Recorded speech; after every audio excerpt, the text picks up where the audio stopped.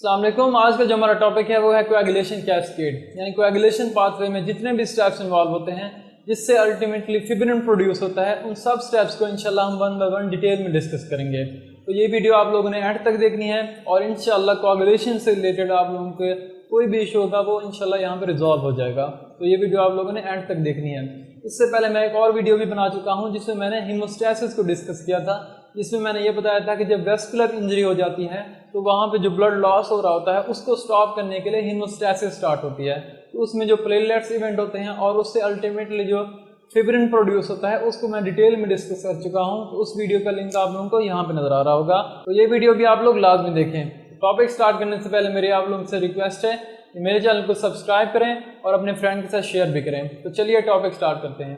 तो जो आज का टॉपिक है इसमें हम ह्यूमन बॉडी के अंदर जो कोएगुलेशन कैस्केड होती है उसको हम डिटेल में डिस्कस करेंगे, यानी ह्यूमन बॉडी के अंदर फिब्रिन की प्रोडक्शन किस तरह से होती है उसको हम डिस्कस करेंगे।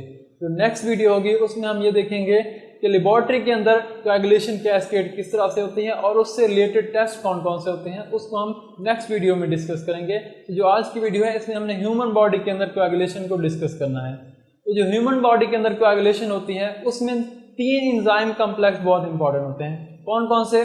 जो फर्स्ट एंजाइम कॉम्प्लेक्स होता है उसको हम कहते हैं एक्सट्रिंसिक, ई से मैं उसको शो कर देता हूँ, एक्सएज, एक्सट्रिंसिक एक्सएज कहते हैं। जो दूसरा एंजाइम कॉम्प्लेक्स होता है उसको हम कहते हैं इंट्रिंसिक एक्सएज, और जो थर्ड एंजाइम कॉम्प्लेक्स होता है उसको हम कहते हैं प्रोथ्रोम्बिनेज, प्रोथ्रोम्बिनेज।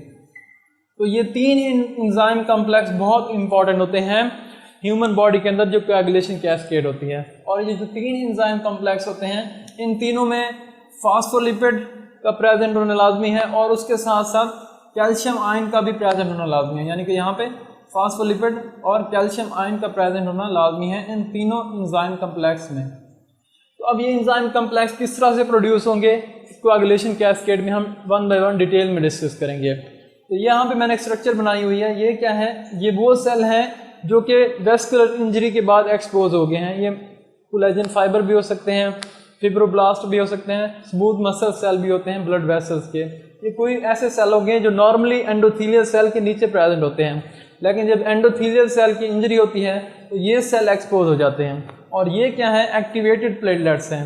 नॉर्मल जो प्लेटलेट्स होती हैं उनकी शेप डिस्क लाइक होती है, लेकिन जब प्लेटलेट्स एक्टिवेट हो जाते हैं तो उनकी शेप इस तरह से, यानी कि सरफेस एरिया इंक्रीज करने के लिए उनकी शेप इस तरह से हो जाती है और यहाँ पे उनके बल्ब लाइक प्रोजेक्शन बन जाती हैं। अब यहाँ पे जो सेल जो कि वेस्कुलर इंजरी की वजह से एक्सपोज हो जाते हैं, इनकी सरफेस के ऊपर रिप्रेजेंट होता है टिश्यू फैक्टर। क्या रिप्रेजेंट होता है? टिश्यू फैक्टर, जो कि रिसेप्टर का काम भी करता है और को फैक्टर का भी काम करता है। इसको हम आगे डिटेल में देखेंगे। अब ये टिश्यू फैक्टर किस तरह से कोएगुलेशन कैस्केड को इन्हांस करवाएगा या स्टार्ट करवाएगा उसको अब हम देखते हैं। यहाँ पे एक और होता है कोएगुलेशन फैक्टर जिसे हम कहते हैं फैक्टर 7। तो जब वेस्कुलर इंजरी होती है तो ये फैक्टर 7 ऑटोमेटिकली एक्टिवेट हो जाता है। फैक्टर 7 जब एक्टिवेट होगा तो वो कन्वर्ट हो जाएगा फैक्टर 7A में। तो अब ये जो टिश्यू फैक्टर होता है ये क्या करता है? इस फैक्टर 7A को अपने साथ अटैच करवा देता है। तो यहाँ पे अब फैक्टर 7A आके अटैच हो जाएगा इस तरह से, ठीक है। तो यहाँ पे फैक्टर 7A आके अटैच हो गया है। अब यहाँ पे टिश्यू फैक्टर और फैक्टर 7A जो है वो ये जो सेल्स हैं इनकी जो फास्फोलिपिड लेयर होती है इनके ऊपर आके अटैच हो जाते हैं और यहाँ पे कैल्शियम भी प्रेजेंट है। तो ये फर्स्ट एंजाइम कॉम्प्लेक्स बन जाता है। जैसे कि मैंने आप लोगों को यहाँ बताया था कि 3 एंजाइम कॉम्प्लेक्स बनते हैं, उसमें फर्स्ट कौन सा होता है? एक्सट्रिंसिक एक्सएज। तो ये जो फर्स्ट एंजाइम कॉम्प्लेक्स बन गया है इसको हम कहते हैं एक्सट्रिंसिक एक्सएज। और जो एक्सट्रिंसिक एक्सएज है उसमें टिश्यू फैक्टर इन्वॉल्व है, फैक्टर 7A इन्वॉल्व है और कैल्शियम इन्वॉल्व है। और ये सारा कॉम्प्लेक्स किसके ऊपर प्रेजेंट है? जो सेल की फास्फोलिपिड लेयर है उसके ऊपर प्रेजेंट है। अब ये एक्सट्रिंसिक एक्सएज किस तरह से कोएगुलेशन कैस्केड को फर्दर प्रोसीड करेगा अब उसको हम देखते हैं। अब करता ये है कि ये जो एक्सट्रिंसिक एक्सएज होता है, अब जैसे नाम से पता चल रहा है कि ये एक्सएज है। एक्सएज मीन कि ये जो फैक्टर एक्स होगा उसकी ब्रेक डाउन करवा देगा और उसको एक्टिवेट करवाएगा। तो अब यहाँ पे एक और फैक्टर होता है कोएगुलेशन फैक्टर जिसे हम कहते हैं फैक्टर एक्स। तो ये जो एक्सट्रिंसिक एक्सएज बन गया है वो इस कोएगुलेशन फैक्टर एक्स की ब्रेकडाउन करवाएगा और उसको XA में कन्वर्ट कर देगा। और इसी तरह ये जो होता है एक्सट्रिंसिक XA, इस एक और कोएगुलेशन फैक्टर होता है, उसकी भी एक्टिवेशन करवाता है। वो कौन सा होता है कोएगुलेशन फैक्टर? वो होता है फैक्टर 9। फैक्टर 9 होता है पहले इनएक्टिवेटेड फॉर्म में होता है, तो ये जो एक्सट्रिंसिक XA बन गया है वो उसको फैक्टर 9A में कन्वर्ट कर देगा, तो ये उसको एक्टिवेट करवा देगा। तो यानी कि जो एक्सट्रिंसिक XA है वो इसकी भी एक्टिवेशन करवाता है फैक्टर X की, और फैक्टर 9 की भी एक्टिवेशन करवाता है। अब ये फर्दर किस तरह से प्रोसीड होगा, उसमें होता यह है कि जो XA है ये कोएगुलेशन कैस्केड को दो तरीके से प्रोसीड करवा सकता है। एक तो ये अकेला ही क्या करवाता है, जो प्रोथ्रोम्बिन होता है, प्रोथ्रोम्बिन, उसको कन्वर्ट कर देता है थ्रोम्बिन में। जो प्रोथ्रोम्बिन है इसको हम फैक्टर 2 कहते हैं, और जो थ्रोम्बिन होगा उसको हम फैक्टर 2A कहेंगे। ठीक है, तो ये अकेला ही क्या करता है, XA क्या करवा सकता है, प्रोथ्रोम्बिन को थ्रोम्बिन में कन्वर्ट करवा सकता है।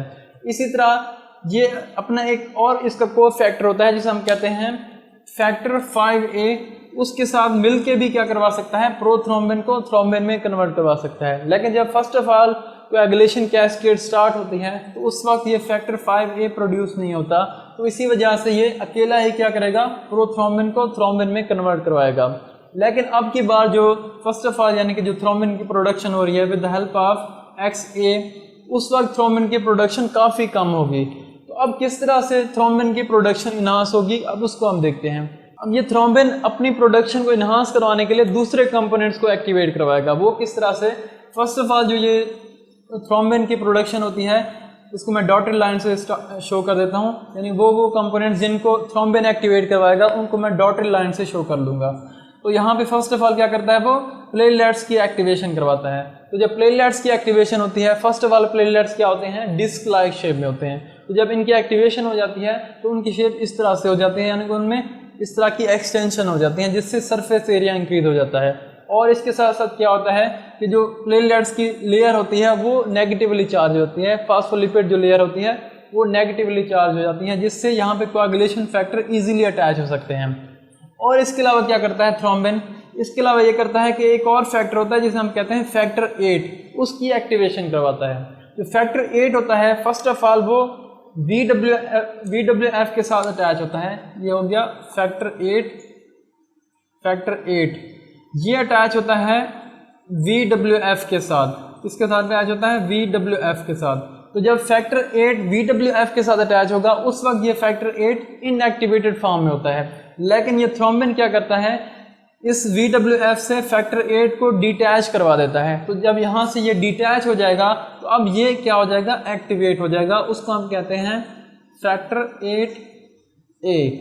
ये है अब एक्टिवेट हो गया फैक्टर 8A। इसी तरह एक और भी कंपोनेंट होता है जिसकी थ्रोम्बिन एक्टिवेशन करवाता है। वो क्या होता है, ये जो प्लेटलेट्स होते हैं इनके अंदर जो ग्रैन्यूल्स होते हैं, यहाँ पे जो ग्रैन्यूल्स होते हैं इनके अंदर प्रेजेंट होता है फैक्टर 5। इसको मैं ब्लू से शो कर देता हूँ। यहाँ पे होता है फैक्टर 5।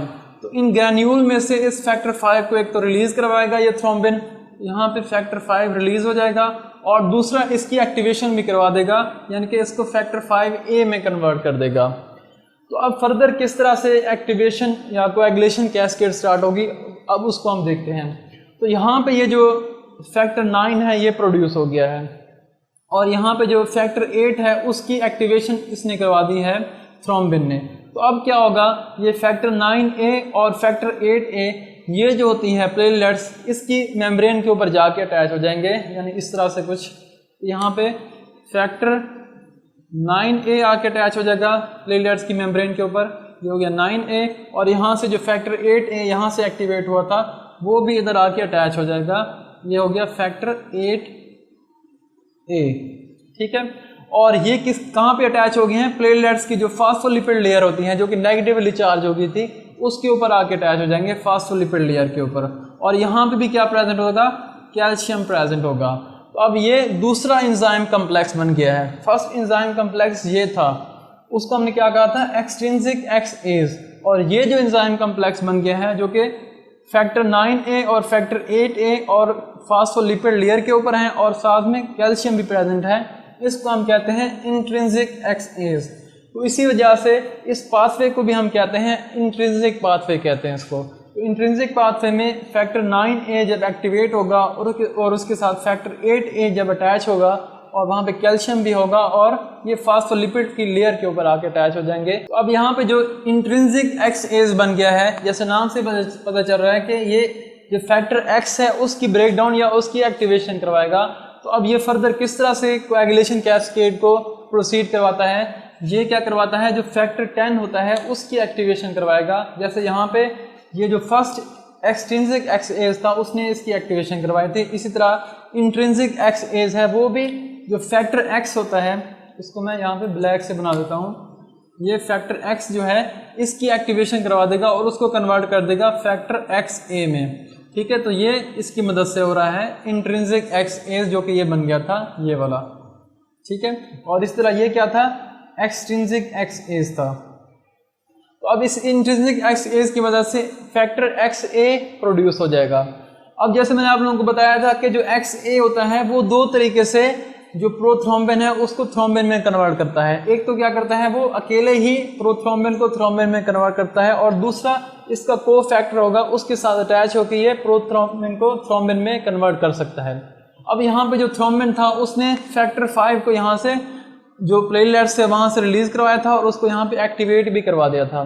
तो अब यहाँ पे जो फैक्टर 5A एक्टिवेट हो गया है वो इसके साथ जाके अटैच हो जाएगा फैक्टर 10A के साथ। तो यहाँ पे फैक्टर 5A आके अटैच हो जाएगा।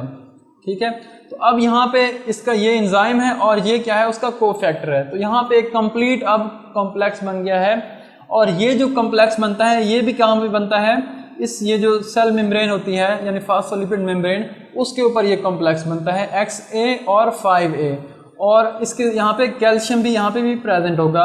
और ये जो एंजाइम कॉम्प्लेक्स है इसको हम कहते हैं प्रोथ्रोम्बिनेज। तो यहाँ पे भी फास्फोलिपिड्स के ऊपर ये कॉम्प्लेक्स बना है और यहाँ पे कैल्शियम भी प्रेजेंट है। और ये जो एंजाइम कॉम्प्लेक्स बना है ये क्या करता है, अब जिस ज़्यादा अमाउंट में प्रोथ्रोम्बिन को थ्रोम्बिन में कन्वर्ट कर देगा। तो अब क्या होगा, प्रोडक्शन थ्रोम्बिन की बहुत ज़्यादा हो जाएगी। तो जब थ्रोम्बिन की प्रोडक्शन ज़्यादा होगी तो अब ये थ्रोम्बिन क्या करता है, फिब्रिनोजिन, इसको फिब्रिनोजिन जो है उसको फिब्रिन में कन्वर्ट कर देता है। तो अब यहाँ पे जो अल्टीमेटली हमें प्रोडक्ट रिक्वायर्ड थी फिब्रिन, वो प्रोड्यूस हो गया है। और यहाँ पे अब थ्रोम्बिन क्योंकि ज़्यादा प्रोड्यूस हो गया है इस एंजाइम कॉम्प्लेक्स की मदद से, तो अब यहाँ पे फिब्रिन भी ज़्यादा प्रोड्यूस होगा।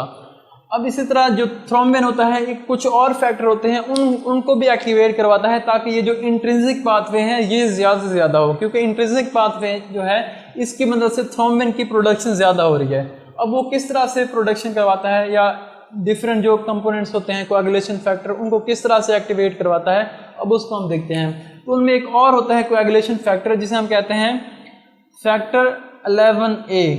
जो फैक्टर 11A होता है वो पहले होगा फैक्टर 11 और फिर जब एक्टिवेटेड फॉर्म में होगा वो होगा फैक्टर 11A। तो ये जो फैक्टर 11A होता है ये भी क्या करवाता है, जो फैक्टर 9 है इसकी एक्टिवेशन करवा देता है फैक्टर 9A में। जैसे यहाँ पे एक्सट्रिंसिक जो था XAs वो भी फैक्टर 9 की एक्टिवेशन करवा रहा था फैक्टर 9A में, और इसी तरह जो फैक्टर 11A होता है वो भी फैक्टर 9 की एक्टिवेशन करवाता है।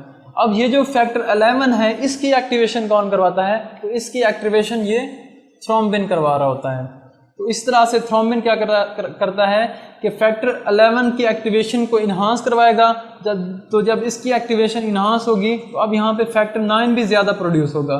तो जब फैक्टर 9 ज़्यादा प्रोड्यूस होगा तो वो फैक्टर 8 के साथ ज़्यादा से ज़्यादा अटैच होगा और यहाँ पे ज़्यादा से ज़्यादा फैक्टर 10A प्रोड्यूस होंगे, और यहाँ पे फैक्टर A के साथ अटैच होके ज़्यादा से ज़्यादा वो प्रोथ्रोम्बिन को एक्टिवेट करवाएंगे और वो थ्रोम्बिन में कन्वर्ट होगा, और थ्रोम्बिन क्या करेगा, फिब्रिनोजन को फिब्रिन में कन्वर्ट कर देगा। इसी तरह एक और भी फैक्टर होता है जिसे हम कहते हैं फैक्टर 12A। फैक्टर 12A, तो ये जो फैक्टर 12A होता है ये भी क्या करवा सकता है, फैक्टर 11 की एक्टिवेशन करवाता है। यानी कि थ्रोम्बिन भी फैक्टर 11 की एक्टिवेशन करवाता है और फैक्टर 12A भी क्या करवाता है, फैक्टर 11 की एक्टिवेशन करवाता है। अगर ये फैक्टर 12A प्रेजेंट ना हो ह्यूमन बॉडी में तो ये थ्रोम्बिन अकेला काफ़ी होता है जो कि फैक्टर 11 की एक्टिवेशन करवा सकता है। तो इसी वजह से ऐसे पर्सन जिनमें फैक्टर 12A प्रेजेंट नहीं होता तो उनमें इतनी ज़्यादा ब्लीडिंग नहीं होती, क्योंकि ये थ्रोम्बिन जो होता है वो फैक्टर जो 11 होता है उसको एक्टिवेट करवा सकता है। इसी तरह जो थ्रोम्बिन होता है एक और कंपोनेंट को भी एक्टिवेट करवाता है जिससे हम कहते हैं कोएगुलेशन फैक्टर 13। कोएगुलेशन फैक्टर 13 उसको ये एक्टिवेट करवा देगा 13A में, ठीक है। तो जब ये एक्टिवेट हो जाएगा तो ये क्या करता है, जो फिब्रिन प्रोड्यूस हो जाता है इसको स्टेबल फॉर्म में कन्वर्ट करता है, स्टेबल फॉर्म में कन्वर्ट कर देता है। तो कोएगुलेशन कैस्केड में थ्रोम्बिन की बहुत इंपॉर्टेंट होती है क्योंकि ये बहुत से कंपोनेंट्स जो कोएगुलेशन कैस्केड में इन्वॉल्व होते हैं उनको एक्टिवेट करवा रहा है। जैसे कि ये प्लेटलेट्स को एक्टिवेट करवा रहा है, फैक्टर 8 को एक्टिवेट करवा रहा है, फैक्टर 5 को एक्टिवेट करवा रहा है, और इसी तरह फैक्टर 13 को एक्टिवेट करवा रहा है, फैक्टर 11 को एक्टिवेट करवा रहा है। तो इसी तरह से काफ़ी कंपोनेंट्स जो कोएगुलेशन कैस्केड में इन्वॉल्व होते हैं उनको एक्टिवेट करवाता है, जिससे फिब्रिन की प्रोडक्शन ज़्यादा से ज़्यादा होती है और स्टेबल फॉर्म में कन्वर्ट हो जाता है फिब्रिन। और ये जितने भी स्टेप्स इन्वॉल्व हैं कोएगुलेशन कैस्केड में, इनमें सबसे इंपॉर्टेंट और क्रूशियल स्टेप जो है ये फर्स्ट वाला है, क्योंकि ये जो एक्सट्रिंसिक X8 प्रोड्यूस होता है फर्स्ट ऑफ ऑल, इसकी मदद से स्मॉल अमाउंट में थ्रोम्बिन प्रोड्यूस होता है। अगर यही स्टेप नहीं होगा, फर्स्ट जो स्टेप है टिश्यू फैक्टर और फैक्टर 7A नहीं बनेगा, तो उससे ये थ्रोम्बिन जो है ये भी प्रोड्यूस नहीं होगा, क्योंकि यहाँ पे ये फर्स्ट जो एक्सट्रिंसिक पाथवे होता है ये इनिशिएट नहीं हो सकेगा। तो जब एक्सट्रिंसिक पाथवे इनिशिएट नहीं हो सकेगा तो थ्रोम्बिन की प्रोडक्शन भी नहीं होगी। तो जब थ्रोम्बिन की प्रोडक्शन नहीं होगी तो उससे इंट्रिंसिक पाथवे जो ये वाला पाथवे है ये भी स्टार्ट नहीं हो सकेगा। तो इसी वजह से ये जो फर्स्ट स्टेप है इसकी बहुत ज़्यादा इंपॉर्टेंस है। आई होप आप लोगों को आज का टॉपिक समझ आ गया होगा। अगर वीडियो पसंद आई है तो मेरे चैनल को सब्सक्राइब करें और अपने फ्रेंड के साथ शेयर भी करें, और अगर कोई क्वेश्चन है तो आप नीचे कमेंट भी कर सकते हैं। वीडियो देखने का शुक्रिया। अल्लाह हाफिज़।